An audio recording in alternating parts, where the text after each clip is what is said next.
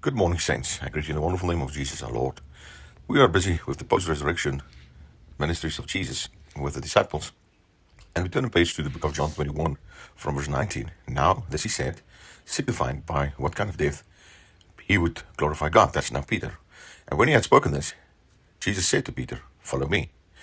And then Peter, turning around, saw the disciple whom Jesus loved, following them, that is now John, the one who also had laid back on his bosom at the supper, and said, Lord, who is the one who betrays you? So Peter, seeing him, said to Jesus, Lord, and what about this man?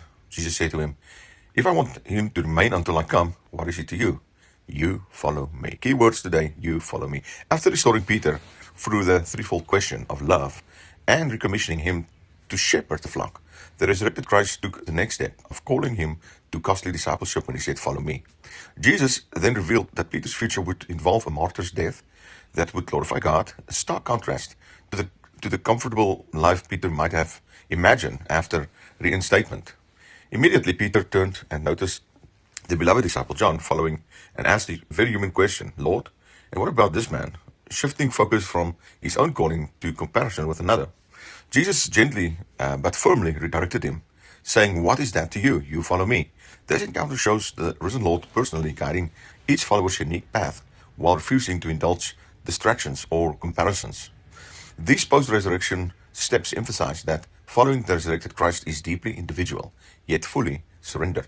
Jesus knows the specific cost each of us will face, whether suffering, maybe service, or simply faithful obedience, and he calls us to fix our eyes on him rather than one another's journeys.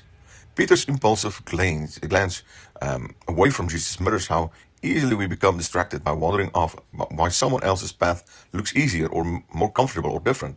The command remains the same for every believer, you follow me.